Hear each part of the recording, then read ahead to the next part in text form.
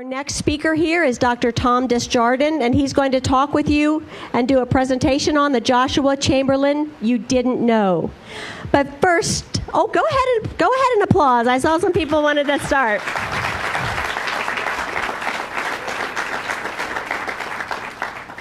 I would imagine that so many of you know quite a bit about our speaker, but let me just tell you a little bit about him. Dr. Tom Desjardin is an author and historian who is currently serving as Chief Historian for the State of Maine's Bureau of Parks and Lands. He is an 11th generation Maine native and leading expert on the 20th Maine Infantry Regiment and its famous commander, Joshua Chamberlain.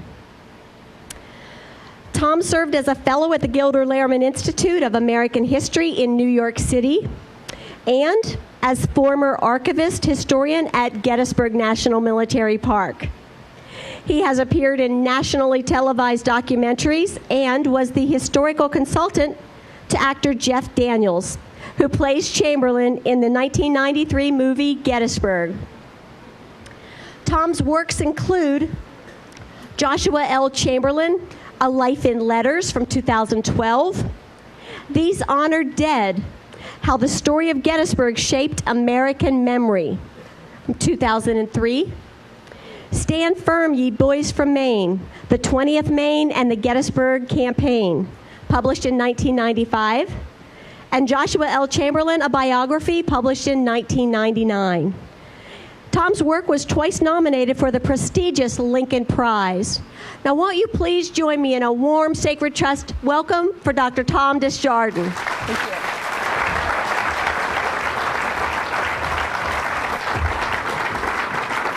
Thank you, Sassy, and welcome. It's so much fun to be here with tens of thousands of people on the battlefield now to celebrate the 150th anniversary. Probably this weekend, more than any other weekend in its history, you will hear the questions that we hear so often here at Gettysburg, such as, why were all battles fought in national parks? Was that some kind of rule? How'd they get the bullet holes out of the monuments after the fighting was over? And one that I actually heard myself, how did they stop traffic during the battle? Because the cars kind of... Anyway, there's a lot of different things that make up what this thing that we call Gettysburg, this idea, this battle, this speech. There's so many different things, and now this anniversary. And no one probably has had more attention heaped on him in relation to the story of Gettysburg in the last 25 years than a fellow from near my hometown in Maine named Joshua Lawrence Chamberlain. Some of you may have heard of and know a little bit about. But there are also a lot of things you don't know about him, and I'm going to try and explore some of those today. I'm sure there will be some things that many of you know and a few don't, and some things that a few of you know and many don't. And I guarantee you there'll be one or two things that none of you know, because we're always learning new and different things about the Civil War in general and Joshua Chamberlain in particular. And there's some new ones. A lot of this comes from a book that was published last summer.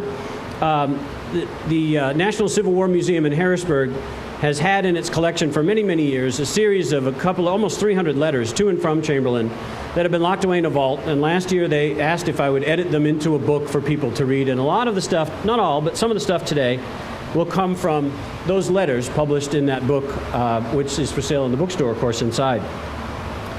But the first thing I want to point out is, and I'm sure this is something that none of you know because we've worked really hard to keep it a secret, and that is that later this summer we're going to release a big summer blockbuster movie about Joshua Chamberlain called Maine Man of Steel.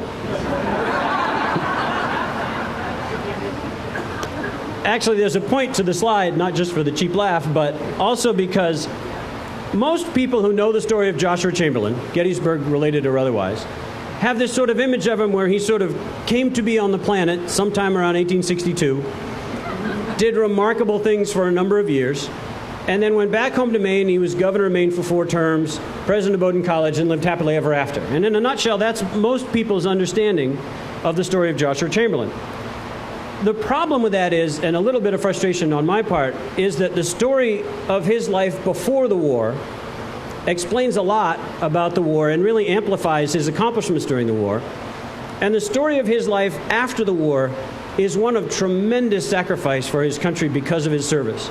And not a lot of people are aware of or have understood or known about those two ends of his life. It wasn't just the Civil War, and there certainly wasn't a happily ever after. And so I want to explore some of those today. And in his pre-war years, what's important to remember was a real sort of defining problem in his life as a child. Chamberlain had a stuttering problem. He stammered on the letters, phrases and words that began with the letters P, B, and L. And as he wrote about in his autobiography that he wrote around 1889 or 1890, the first part of the autobiography of his childhood is sort of dominated by this description of the effect that this stuttering problem had on him as a youngster. It caused him to be reserved and inward, and kind of bookish and quiet, terrified of social interactions, especially with people he didn't know. And as he described it, he wrote his biography in the third person. One of the miseries of his life had been an impediment of speech, which nothing but eternal vigilance kept from manifesting itself in horrible stammering. And as mentioned before, the close mutes, he called them, P, B, and L, if they began a phrase, were difficult for him and would hang him up. As he said, but in truth, the sleepless anxiety on this score was a serious wear upon the nervous system. It was nothing short of agonizing. He avoided social experiences. He didn't speak publicly. He became kind of quiet and reserved. In our modern sense, we would say he was kind of a nerd or a geek as a child because of this problem that he had speaking. And in fact, many, many years later, a student of his, who had been a student at Bowdoin College, about 30 years later on, wrote of Chamberlain, not knowing that he had had a stuttering problem or a stammering problem.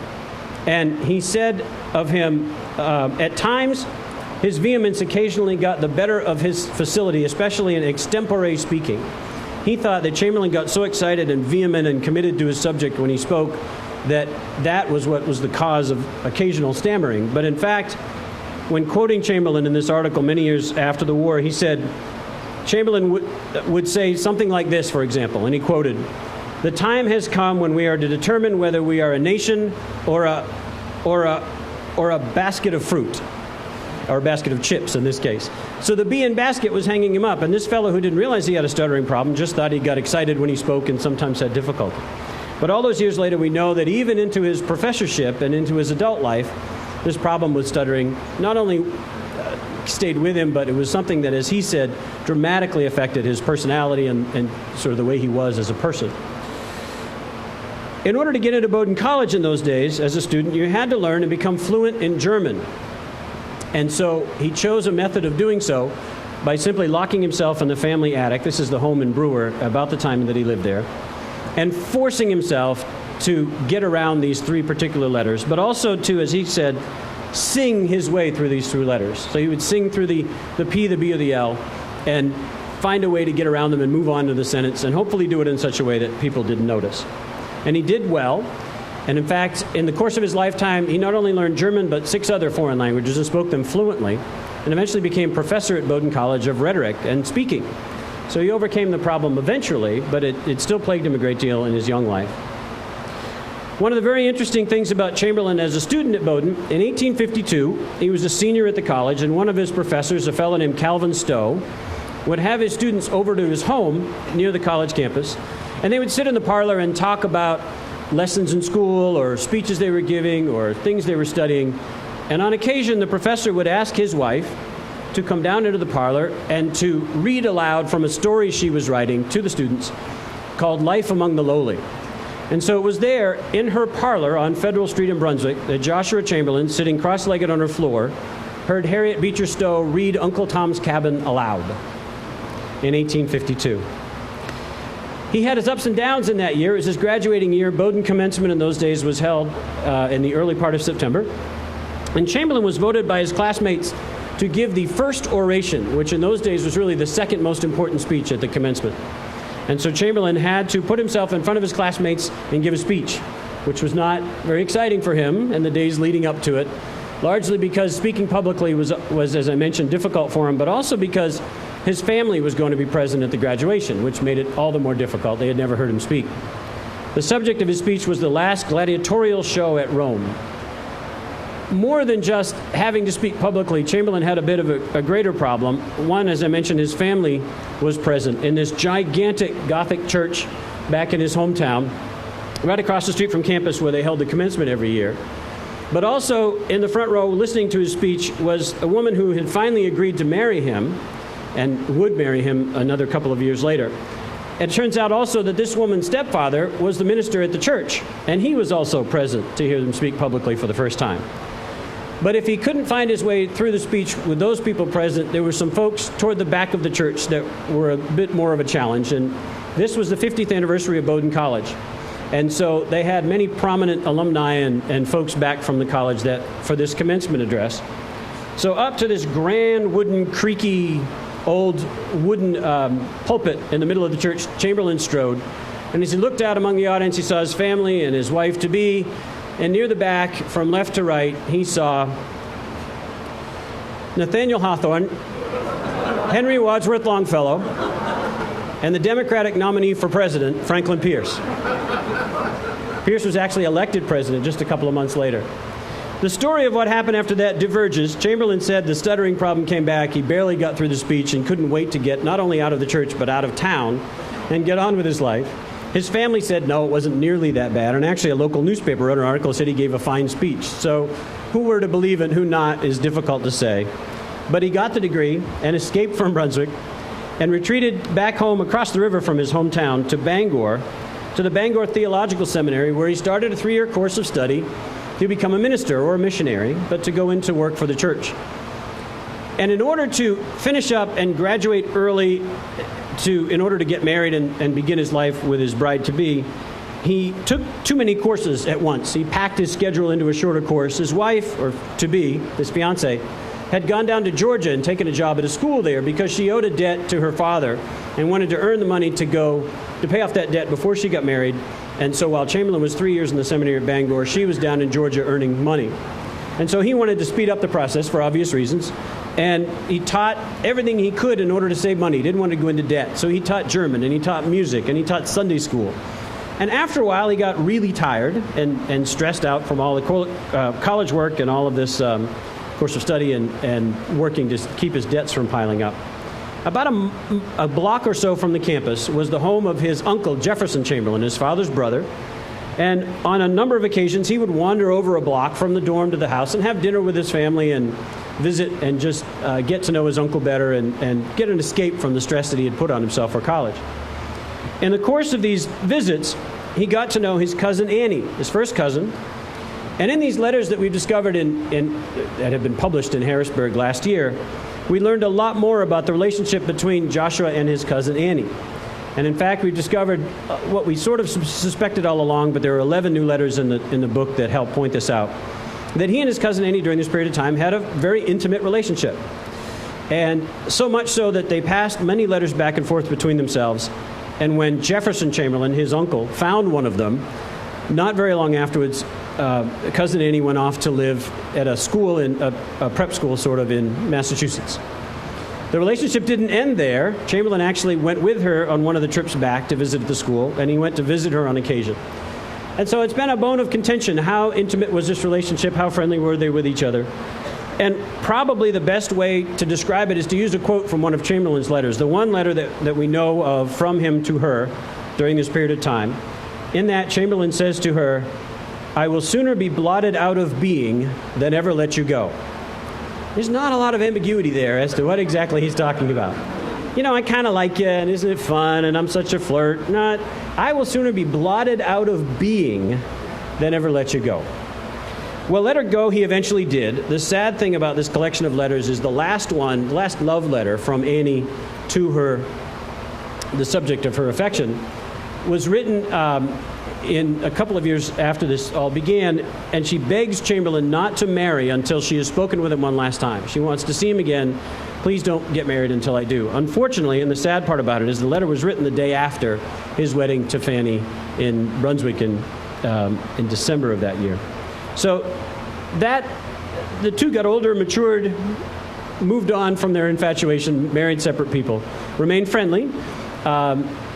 Annie would come to visit on occasion, and their young, youthful indiscretion, if you want to call it that, sort of passed, and they became friends and relatives and good cousins for the rest of their lives. But it's an interesting turn in the story of our young friend. And it's also interesting to note that Annie wasn't the only one.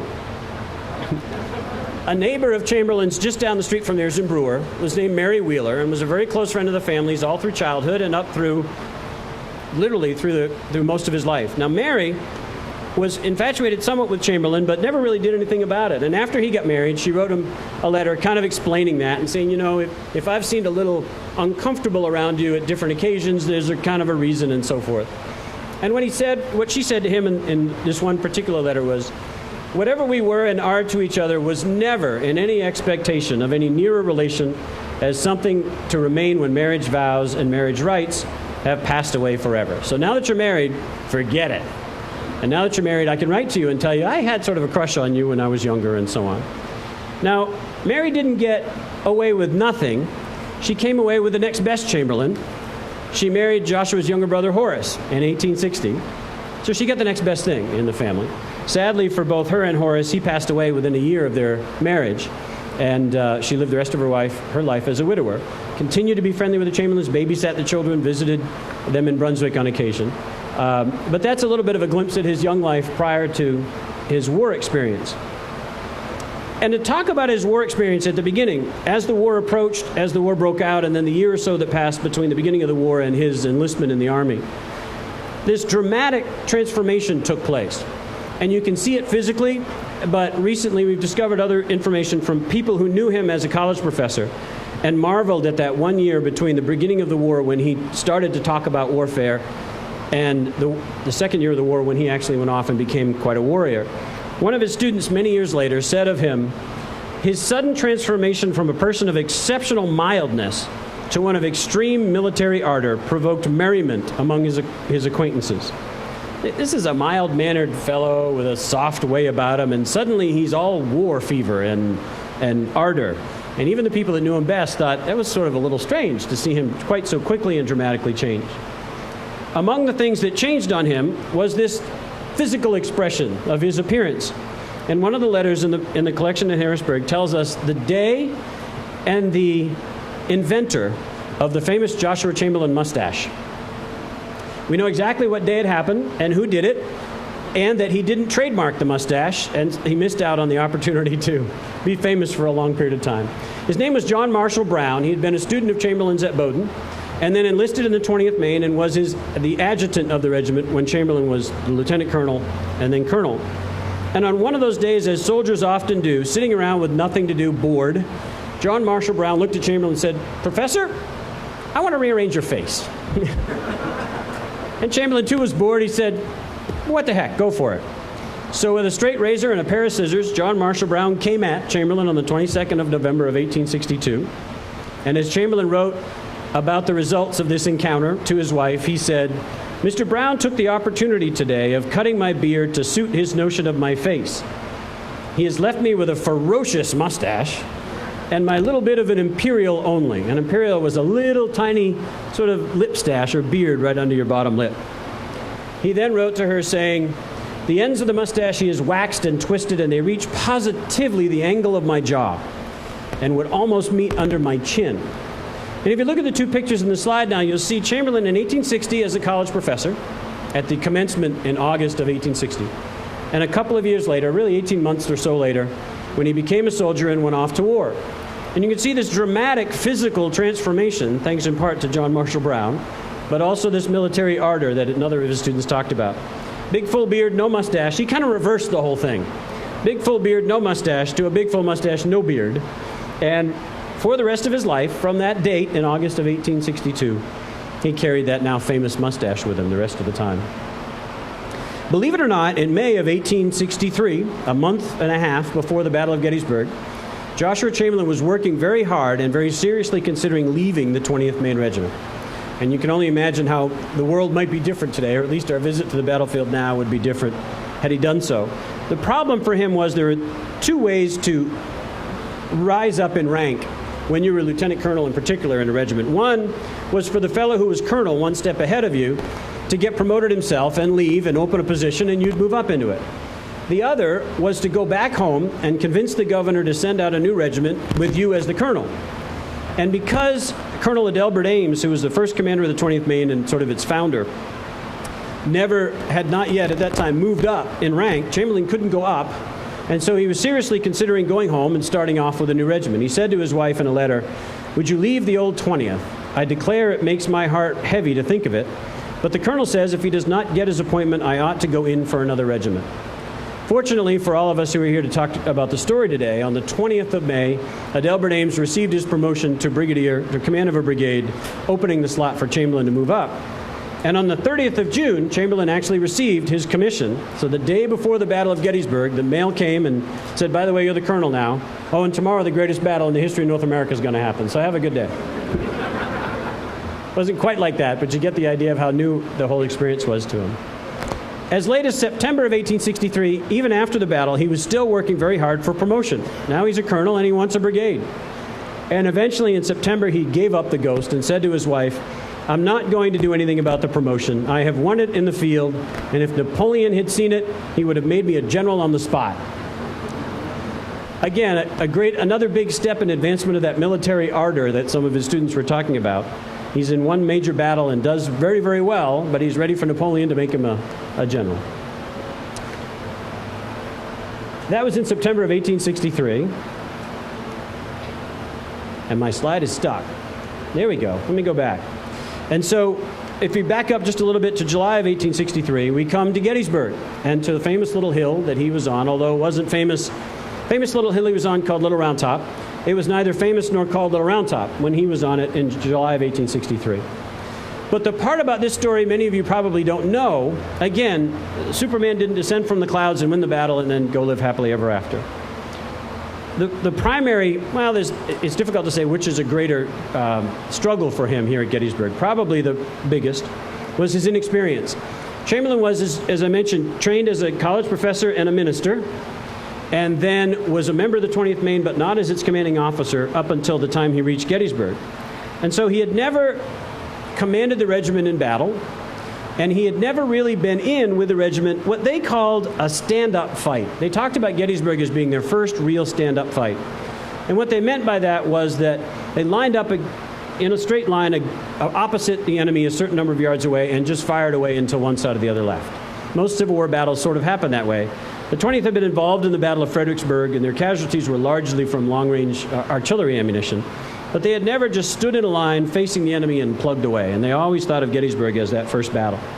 So Chamberlain had never even been up close to that kind of fighting before, much less in command of a unit during that. And he had no military training other than what he was able to pick up as time went on as a part of the regiment. A couple of other things that are also important about him at Gettysburg. One is that he had a very bad case of malarial fever that he contracted somewhere around the 20th of June down in Virginia. A lot of men in the Army did. And he suffered from those attacks of malarial fever the rest of his life. If you don't know what malaria is, it's essentially these attacks are essentially like having a really bad case of the flu. And it lasts for several days, eventually passes, and a couple of years later or a year later it'll happen again through some particular stressor. If you then add to that the fact that most of the men in the regiment, especially the officers, strangely enough at that time, were suffering from dysentery. And there are two major symptoms of dysentery. One is extreme pain of the bowels. There's another officer in the regiment who talked about how he couldn't even wear his leather sword belt because that little bit of weight on the back of his bowels caused him great pain. The other significant symptom of dysentery is diarrhea. And so if you add those to his experience, and oh yeah, he was shot twice during the course of the battle. The first bullet hit the underneath the arch of his right foot and badly damaged that, not badly damaged, but created a great deal of pain in that foot. There's a picture of the boots that today are in his home in Brunswick, Maine, with a patch in the area where the bullet hit. And not long after that leg sort of gave out because of the bullet to the foot, the other leg was hit by a bullet in the scabbard, the sheath of his sword, and actually broke it in half. He had it repaired and continued to use it, and it's now on display in a museum up in Bangor, Maine.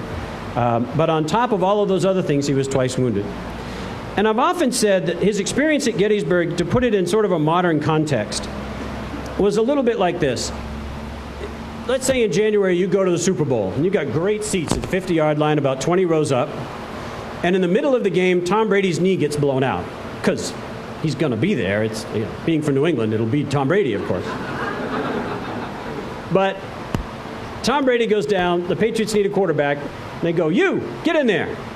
And so as you're snapping on your chin strap on your way into the huddle, you're thinking to yourself, well, I played some peewee football, and I watch a lot of NFL on Sunday morning, and you get into the huddle, and in the first play, you twist an ankle and hurt a knee. and then you throw 3 touchdown passes and win the Super Bowl MVP. And effectively, that's what happened to Joshua Chamberlain at Gettysburg. Inexperienced, although he kind of had a little bit, he'd been around war a bit, sick, both legs damaged, and just not the guy you would pick out of a large group to say, the fate of the nation's at stake, I want that guy. And the beginning of Chamberlain's legend, or the story of Chamberlain and the legendary story that we know today, kind of began that day, because immediately after the fighting ended, other officers in the division, the brigade, and the corps started to talk to each other about what had happened way over on the left. Knowing this was an attack on their left flank, the last regiment on the left is obviously really interesting. And they were like, yeah, you should, the charge, and he bent back, and he did this, and he did that. And they're like, no, wait, not that main guy. No. Yeah, I'm telling you. The professor guy? No. He's trained as a minister, right? Yeah, but I'm telling you, what happened was, and so that strange phenomenon that this least possibly, the person you would at least expect to succeed in this situation traveled 3 miles to what's now near where now the Jenny Wade House is, to Adelbert Ames, who had been promoted to brigadier and was on the other end of the Union battle line. And before morning, word reached him, hey, you were in that main regiment, weren't you? He goes, yeah. You know that colonel guy? Yeah, the minister and professor guy, yeah. Well, wait till we tell you what happened down there. What? So he wrote a note and got on his horse and rode down to find out for himself. He's like, what in the heck happened yesterday? So that was sort of the low expectations for a fellow of his particular background and training and experience. Sort of set in motion this idea that was a fellow who was not prepared for this but did quite well. And it's important to remember that in the course of this study, Chamberlain was a professor, and the professors solve problems by taking all the information they can, going to the library and sitting around for 3 or 4 days studying it really hard. And then they come back and present a paper to their class or to their fellow faculty. They don't act and react on an immediate basis, which is what you need to do in combat. And so the fact that he was able to make that transition and do so quite gloriously is why his story really became important. And has always been the better part of the story for me about him as a personal, individual accomplishment, to go from a guy so not prepared for this particular situation, but to be in it and to excel so well at it. And I think that's what makes the story better, much better than if this fellow descended on Little Round Top and pulled out a sword and led a charge and then disappeared. So humanizing Chamberlain and getting to know those things about him that don't necessarily look great on film. I mean, show of hands, how many want the great protagonist, star of your big movie, to have diarrhea in the middle of the problem? Mel Gibson probably like, no, I'm not going to play that guy. No. So, but nevertheless, these are the challenges that he overcame, and it makes the story of what he did here at Gettysburg that much better. This wasn't the guy, let me go back. This wasn't the guy who commanded the 20th Man on Little Round Top. That was. Whoops, let me scoot back. I'll probably hit it too many times before it catches up with me. That was a mild-mannered, youthful, stuttering, simple professor from Maine who found himself on a hill at Gettysburg and did remarkable things, but not in a way that people expected it of him, not because it was his life's work and training. It was not the last time that he was hit by bullets or led a charge from the front. At the Battle of Petersburg, as many of you know, Chamberlain led his entire brigade at that point down a slope, across a creek, and he tried to lead it up the hill but didn't make it. At the bottom of the creek, he turned with his flagstaff in one hand. His color bearer had been shot dead in the first volley of the charge. And his sword in the other, he planted the flag and was directing his men to pass by him on their way up the hill to keep the charge going, when he felt a horrible pain in his back. Knowing what it probably was, and fearing that that he had been shot in the back, he planted the flagstaff and pointed the point of his sword to the ground so he could stay upright long enough for the last of the men charging with him to go by and continue up the hill. What he was very concerned about, strangely enough, as he wrote about it years later, was not just that he was shot, but that he was shot in the back. And he believed he was until he looked down and saw that the blood had filled his right boot, a big, tall cavalry boot that he wore, and was spilling out. And when he noticed that, he looked down and saw the blood coming out of the hole in his right hip. And he said to himself at that point, aha, not shot in the back then. I don't think I was ever so happy in my life. You've just been shot through both hips. That's not a wound that people survive. I've never been so happy in my life. Why? My first thought was of my mother, my Huguenot-blooded mother, how glad she would be that her boy was not shot in the back. Not if you're dead. And this is another one of those 19th century Victorian sort of military things. People always later on say that their first thought was of their mother. And when a soldier dies in battle, his captain writes home saying, he said that he loved his mother. Tell my mother I love her. My mother's wonderful. And that sounds good later, and it makes mom feel better. But in all the people that I've talked with who've been wounded or seen people wounded in combat, they say, yeah, the word mother is involved. But not like that. Day or two later when they're laying in a hospital bed, okay, now write to my mom, tell her I love her. But just mother comes out. But nevertheless, the first thought he said went through his mind was, I'm not shot in the back, hooray. Well, it wasn't so much a hooray, because he began at that moment a half century of real awful physical misery because of this wound. This is a guy who sat out a year because he was sick as a student at Bowdoin. He was always sick as a child. And here he's shot through both hips. Oops, I spoiled the ending. He lived another 50 years with the wound.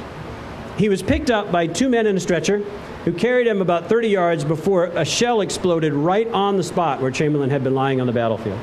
They took him to a tent in the rear where doctors tried to treat him, but soon discovered they were just causing him unnecessary pain, that he wasn't likely to live. If you've ever seen a Civil War surgeon's kit, you'll see that it's full of a lot of stainless steel probes. They start out fairly small and they get bigger. Because the first thing you do when you bring a soldier into a tent with a gunshot wound is you poke a probe into the hole to find out how deep the bullet is. And if it's a couple inches in, you treat it one way, if it's further in, and so on. Well, they ran out of probes when it came to Chamberlain, and the longest one still didn't find the bullet. And God bless him, a doctor in the tent decided to use a ramrod, a long piece of metal that you ram a bullet down a barrel of a gun with, and slid it through the middle of Chamberlain's body. And it was only then that they discovered that the bullet, the only thing that had kept the bullet from coming out the left side of his body was a puff of skin. So they slid the ramrod all the way through the center of his body. And you can imagine not knowing what germs were in those days, where that ramrod had been, as your mother might say. Do you know where that ramrod's been? And all of the nastiness that probably was then introduced into the middle of his body at that time. But as he described it, I never dreamed what pain could be and not kill a man outright. He never passed out, and he certainly never died during the course of this treatment. Given the agony they were putting him in, the doctors finally just said, set him aside. We're not going to save him, and all we're doing is making him miserable.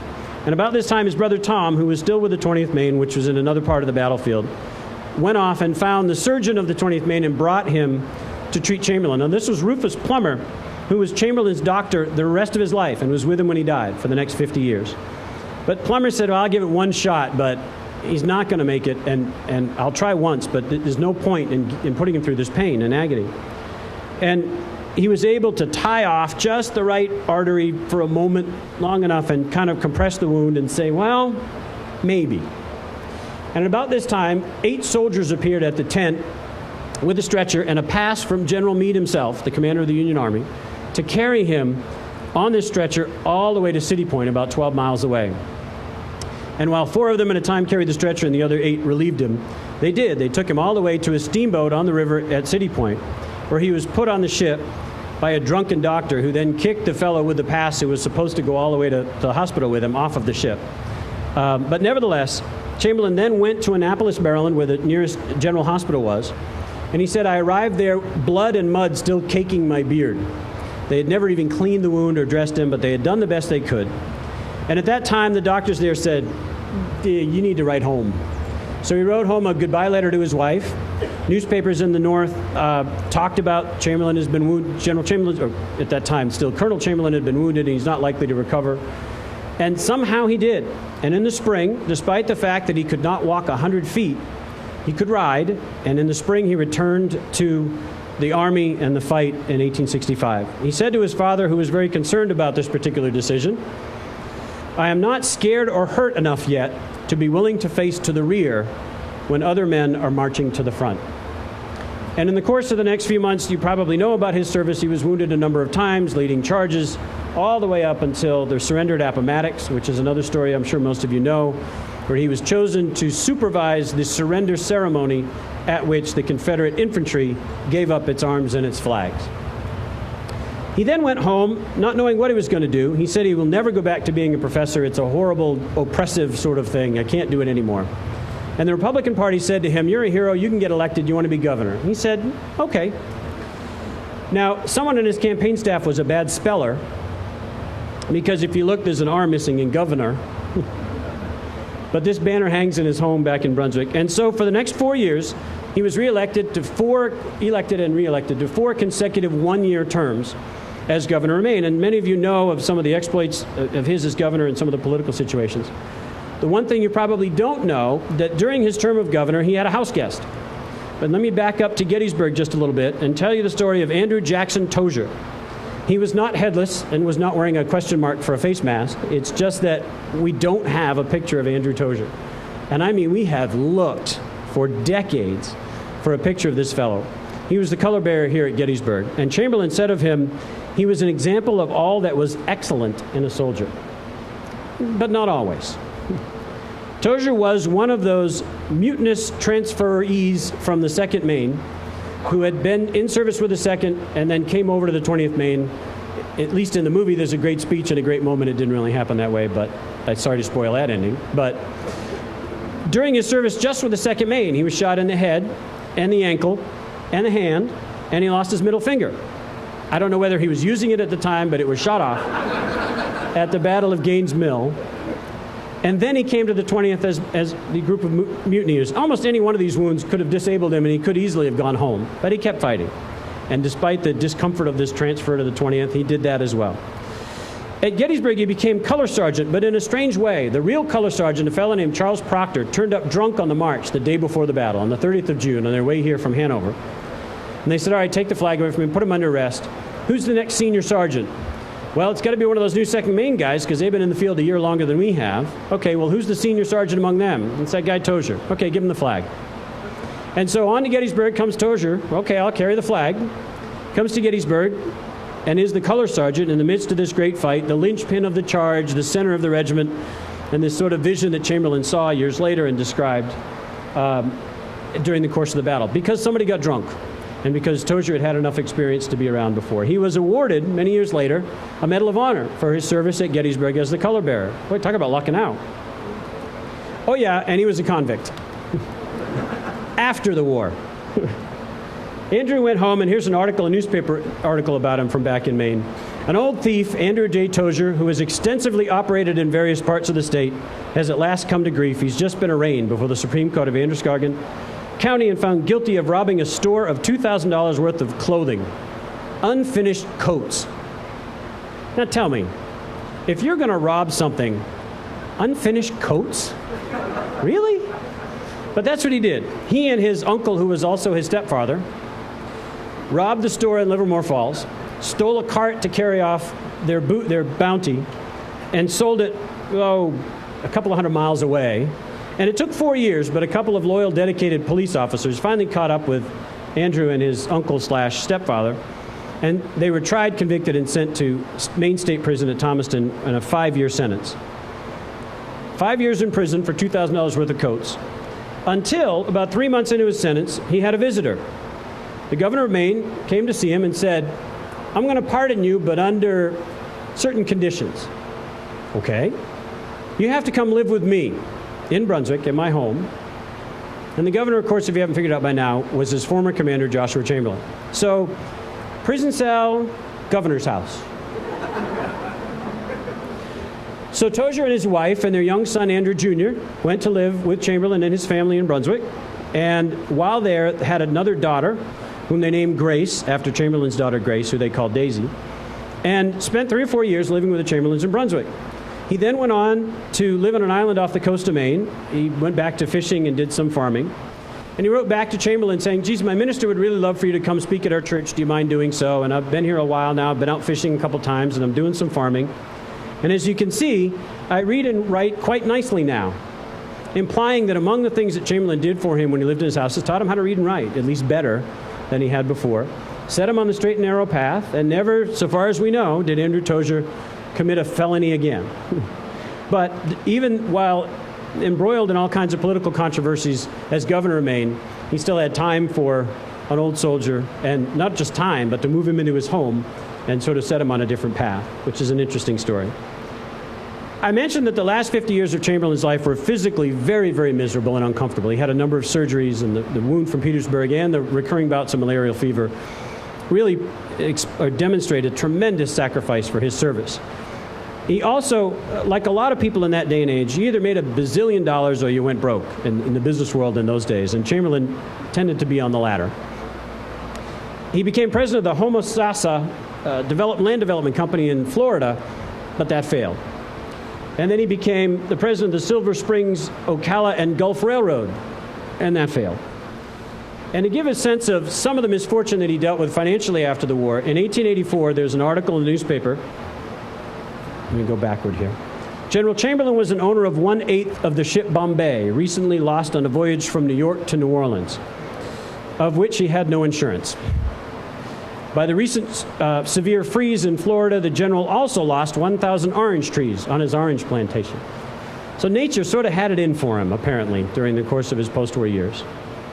One of his very close friends and student and then later comrade in the 20th Maine, a fellow named Ellis Spear, wrote to the War Department in 1896, working very hard. He lived and worked in Washington, so knew people in that circle, and was working very hard to help Chamberlain get an increase in his pension. And he said to the War Department, he is 70 years of age and is poor. He keeps up the best appearance he can and is sensitive and proud and is the last man to plead or even admit poverty. To the War Department, that same fellow, Ellis Spear, also said, of course, the injury which he received was internal. No bones were broken or muscles impaired. The scar, of course, shows nothing, and I suppose the surgeons who made the examination saw nothing and so reported. But it's important to remember, Chamberlain didn't come home with an empty sleeve or a wooden leg or a horrible scar on his face or a missing eye. The scar itself was not much bigger than a bullet, but the damage that it did to the inside of his body created a great deal of suffering. And it's important, I think, to remember, as so many young men and women coming back from Iraq and Afghanistan with wounds both physical and mental, to realize that Chamberlain's service didn't just end with a happily ever after, but in fact, a half a century of physical difficulty and pain. Among the other challenges or difficulties in his post-war life, his younger brother, John, died in 1867, left a widow. Tom, his other brother, married the widow, but largely abandoned her. And then Tom died at least partially of alcoholism. He sort of drank himself to death, if you will, in the latter part of his life, which is a very sad story in the family. And his wife, Fanny, who had severe headaches almost from childhood, eventually slowly became blind and then completely blind, and then she passed away in 1905. And so this whole period of his life is one of largely of sadness and the results of his sacrifice, too, during the war. He had a bright spot in 1892. Friends of his wrote to the War Department and said, if anybody's career deserves a Medal of Honor, this fellow's does. And they said, yeah, you're right, but the law says it has to be for a specific event. Which event? And they said, he's famous for Little Round Top, let's use that one. And so his citation reads, daring heroism and great tenacity in holding his position on Little Round Top against repeated assaults and carrying the advanced position on the Great Round Top. There are any number of reasons he might have earned the Medal of Honor and after, for example, at Petersburg or at the White Oak Road and so on. But it was for Little Round Top largely because that was what he was famous for. And as he got older and some of those political and financial situations that he was involved in failed, he tended to become more withdrawn back to his Civil War days. It seemed impossible for him to say no to an invitation to speak. Even no matter how small the crowd, he just wasn't capable of being mean enough to say, no, I won't come speak to your group. So he talked regularly about the Civil War, particularly about Gettysburg. His home and his study had relics of the war that he had brought home with him, pistols, swords, flags, and things of that nature.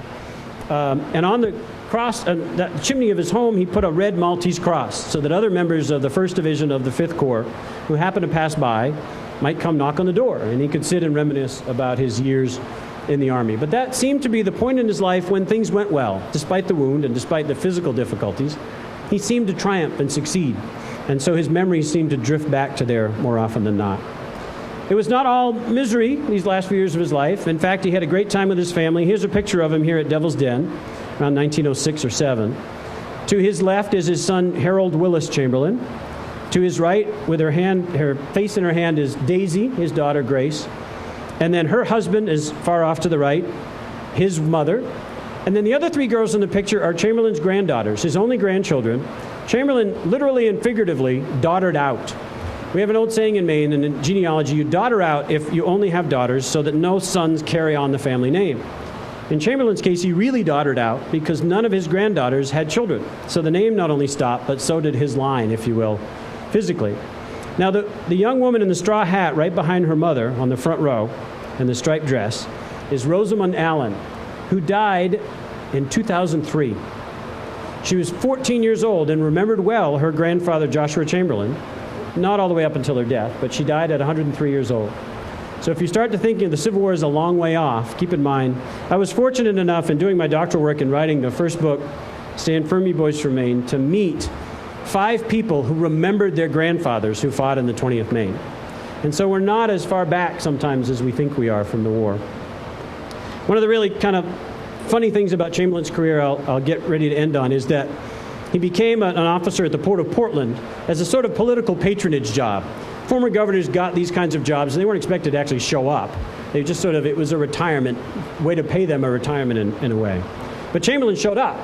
And I suspect, much to the chagrin of the rest of the staff at the Port Collector's Customs Office, like, oh, for crying out loud, is he here again? You really don't have to come in tomorrow, really? Nope, I'm getting paid, but that was his mentality. I'm being paid, I have a job, I will come. And right up, almost virtually to his death in 1914, he went to work every day because that was what you do when someone pays you a salary, despite the fact that it was intended to be his retirement.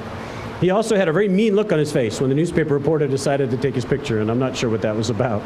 But there he is at his desk at the customs office in downtown Portland.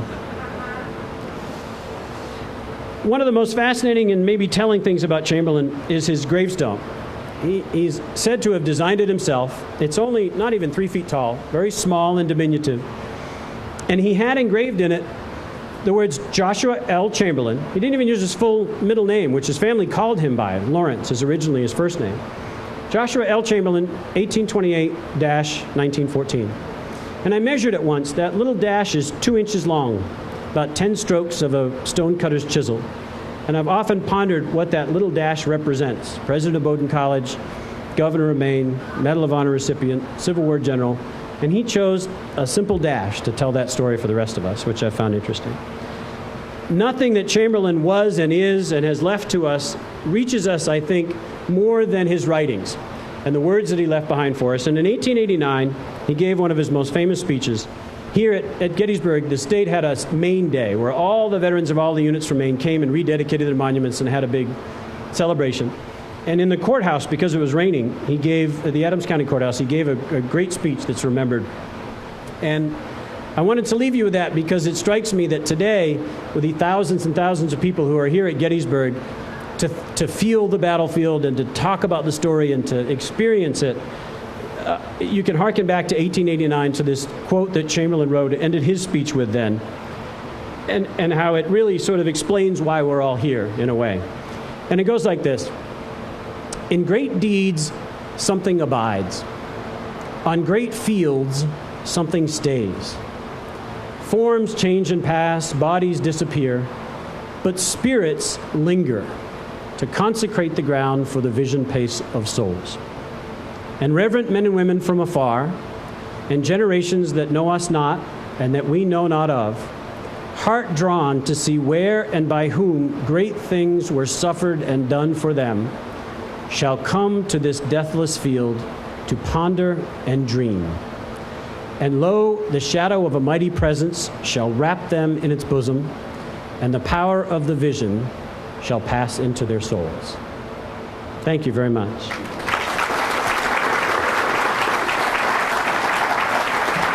Time for a couple questions? Great. We have time. Cindy tells me we have time for a couple questions, and let me ask the first one because as an author at events like this, you get asked this all the time as the first question. One is, what are you working on next, and what's next? And I think it's relevant to the folks. I can give a quick synopsis, but you can go on a website called Kickstarter.com and look up a history of the 20th Maine Regiment, because there are a lot of new and different stories and much more information about this group of people to tell. And sometime, probably next fall, the book will be available. But if you go to Kickstarter and type in History of the 20th Maine, you get all the details. So kind of slide that question out of the way, and we'll try another one. Go ahead. Hands up. Yep. She'll bring the microphone to you so the folks at home can hear you. Was Chamberlain present for the 50th anniversary, and what is your assessment of Jeff Daniels' depiction of him in the movie? Well, the second one's a loaded question. Jeff Daniels was brilliant. He must have had a really great advisor for that role. No, the funny, in a nutshell, I can say this about Jeff. We had a funny moment when he came to Maine getting ready for his role. I took him to the parlor at Harriet Beecher Stowe's house and said, Chamberlain heard the story before it was published here, and he got a little spooked. And at lunch, it used to be a restaurant, I started laughing. He said, what are you talking about? And I said, you're about a foot too tall. And he said, what? I said, Chamberlain was 5'7", which is perfectly average for his time, and you're not. And he laughed and he said, well, he's going to be 6'3". And it occurred to me just then that, of course, Chamberlain, the novel The Killer Angels, and then the movie of the novel, the guy's going to be 6'3", blonde-haired and blue-eyed, because that's the story that the novel portrays. And so to that extent, he did a wonderful job of playing the role that he was asked to play in the script he was supposed to play. And novels and movies get to make stuff up and do things however they like in order to make them more attractive. The first question is, no, he did not attend the 50th anniversary. He came he was a part of the commission planning it in 1913, and came in May as part of that, for a meeting planning that event, and became sick. The doctor suggested that partly the Petersburg wound was to blame, and maybe about a malarial fever. But he declined from that May, was unable to recover in time to come in July, and eventually died that next February from a sickness that he never really bounced back from. So actually, the last trip to Gettysburg in May began his decline into death in 1914. So, yes, go ahead, wherever the microphone lands.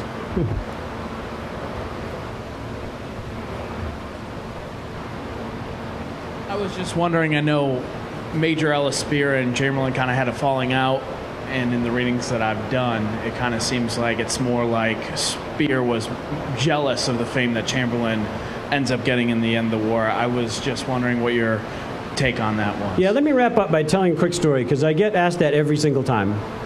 A number of years ago, as a graduate student, I made a giant mistake that I've regretted ever since. And that was, a fellow wrote to me saying he was publishing some letters or a diary by a fellow in the regiment named Holman Melcher. And he said, do you have any material that would be useful? And I said, well, if you go to Bowdoin College and the University of Maine Library and these other repositories, there's great stuff. This is where you need to go to find it. And he said, well, the book's about to be printed. I don't have time. Can you just send me a few things? And I said, well, no, you need to come and sit down and go through these archives. The mistake was, I thought it would tease him into doing so if I sent him one letter from each one, like sort of the juiciest letter from each collection. And so I did, and that was the last I heard from him until not long after the book was published, with these handful of sort of inflammatory, juicy, if you will, letters published. What those letters failed to do, published in that way, is to flesh out the whole context of all the other letters around it that led up to it and were after it. And I'll just say this about this so-called controversy between Spear and Chamberlain. I read to you quotes from Spear, who was working very hard to get Chamberlain a pension right up until the turn of the century. And they were still very close and wrote to each other regularly and visited one another right up until Chamberlain's death in 1912. In 1915, a few months before his death, Spear wrote out 3 letters with unflattering things about Chamberlain in them, which are contrary to everything he had ever said about Chamberlain up until that point. And at this point, Spear was sick and in Florida and old and infirm, had moved to Florida for the weather to try and feel better. And so he had worked himself into a frenzy also with the bugler from the brigade at Gettysburg, who was constantly trying to win more acclaim for Strong Vincent, the brigade commander who he was working as bugler for. And so, long and the short of it is, 3 or 4 letters don't make a giant controversy or a falling out or a big difficulty, unless you scatter them in a book about something else and publish it to sell a few books, and in the process kind of ignore the context. But from the time he was a student until the time Chamberlain passed away, Chamberlain and Spear were very, very close. And for a number of other reasons, they sort of had what you might call a falling out. And I need to fall out because the building behind me is going to close not too long after we're done. So thank you very much for having me.